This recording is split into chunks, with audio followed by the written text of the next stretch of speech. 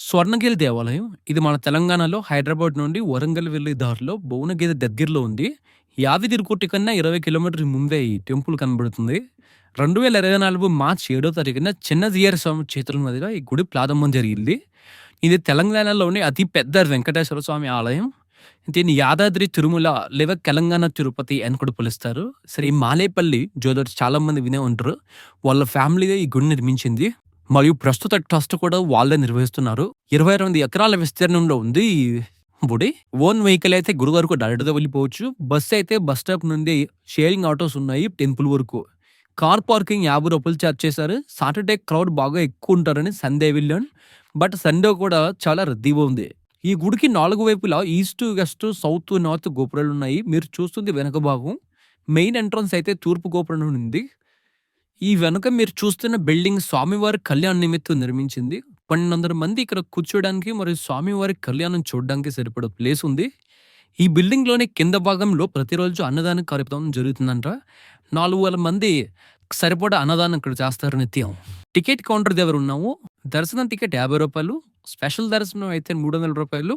అలాగే సేవా ప్రవేశం అయితే ₹500. సేవా ప్రవేశం అంటే స్వామిది చాలా దగ్గరగా నిలబడి మన పేరుతో అర్చన చేయించుకోవడానికి ఒక టికెట్ తీసుకోవచ్చు. దాని ధర ₹500. దాన్నే సేవా ప్రవేశం అంటారు.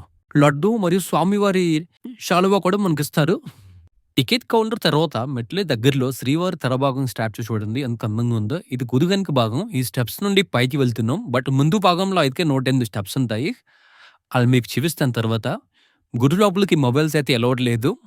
లోపలికి ఇక్కడి నుండి ఎంటర్ అవుతున్నారు జనం. స్వామివారి దర్శనం పూర్తి చేసుకుని బయటకు వచ్చాము. బయట స్వామివారిని ఊరేగించే రథం ఉంది. గుడి చుట్టుపక్కల ఊరేగింపులు సరిపడా ప్లేస్ అయితే చాలా ఎక్కువ ఉంది. బయట మనకి హనుమాన్ మండపం ఉంది. ఇది ఏకశిలపై నిర్మించారంట. చాలా బాగుంది. ప్రక్కనే జైగంట 1700 కేజీల బరువు ఉన్న గంట ఉంది. బట్ ప్రస్తుతం అయితే ఎవరిని అలౌ చేయట్లేదు అక్కడికి. ఈ గంట యొక్క విశిష్టత ఏంటంటే దేశంలోనే రెండో అతిపెద్ద గంట ఇది బరువులో. అంటే 1700 కేజీల బరువు ఉన్న ఈ గంట ఒకసారి కొడితే 2-3 నిమిషాల వరకు వైబ్రేట్ అవుతుందంట. ఈ పక్కనే వేరే వేరే మండపాలు చాలా ఉన్నాయి. వినాయకుడి మండపంతో సహా చాలా మండపాలు చూసాము.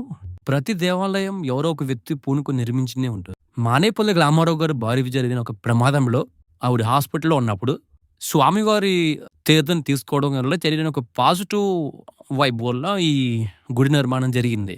ఇంచుమించు 22 ఎకరాలు అంటే చాలా పెద్ద నిర్మాణం ఇది. చాలా ఖర్చుతో కూడుకున్న పని. ఇంచుమించు 500 కోట్లు ఖర్చు అయిందంట ఈ మొత్తం దేవాలయం పూర్తి చేయడానికి. ఈ టెంపుల్ యొక్క మెయిన్ అట్రాక్షన్ జలనారాయణుడు. అక్కడికే వెళ్తున్నప్పుడు ఆకాశాన్ని చూస్తున్నట్టుగా కనిపించే స్వామివారి విగ్రహం మనకి నీటిలో కనబడుతుంది. చుట్టూ 4 గోపురాలు 4 వేదాలను గుర్తిచేసేలా ఉంటాయి. పైనుండి చూసాక కిందకి కూడా చూడొచ్చు. మన యూట్యూబ్, ఇన్‌స్టాగ్రామ్‌లో ఎక్కువ షార్ట్స్‌లో కనబడే లొకేషన్ ఇదే. చాలా అంటే చాలా బాగుంది. మీరు కూడా పక్కా విజిట్ చేయండి. వీడియోలో చూసింది వేరు, నేరుగా స్వామిని చూసింది వేరు. ఇది ఒక ప్రత్యేకమైన విగ్రహాన్ని చెప్పుకోవాలి. ఎందుకంటే ఇది నీటి తడి నిన్న గర్భగుడిలో ఉంది. లార్డ్ విష్ణు నివాసమైన పాల సముద్రాన్ని సూచిస్తుందంట ఇది. అలాగే ప్రపంచంలోనే ఇది రెండో అతిపెద్ద జలనారాయణ స్వామి విగ్రహం అంట. మొదటిది నేపాల్లో ఉంది. ఇది రెండోదంట. చాలా మంది ఈ నీటిలో కాయిన్స్ అవి వేస్తున్నారు. మేము కూడా ట్రై చేసాం. చూడడానికి అయితే చాలా అద్భుతంగా ఉంది. సాయంత్రం ఇది చూడండి బయట ఎంత అందంగా ఉందో. ఇక్కడ ప్రశాంతమైన వాతావరణం.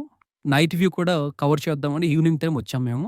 ఇక్కడ చూస్తే మీకు గుడికి ముందు భాగం 108 మెట్లు ఎక్కలేని వాళ్ళు గుడిపైకి రావడానికి ఒక బైక్ రూట్ కూడా ఉంది. ఇక్కడ మీరు చూస్తున్న చిన్న చిన్న మండపాలు మొత్తం 10 ఉన్నాయి. 180 మెట్లు ఎక్కుతున్నప్పుడు మీరు ప్రతి మండపం దగ్గర ఒక పాలరాతి విగ్రహం చూడొచ్చు. అవి స్వామివారి దశావతారాలు. గుడి ముందు భాగంలో మనకు స్వామివారి పాదాలు ఉంటాయి. అటు ఇటు ద్వారపాలకులు ఉంటారు. అక్కడి నుండి 108 మెట్లు ఎక్కాల్సి ఉంటుంది. గుడి ముందు భాగం చూడండి ఎంత బాగుందో.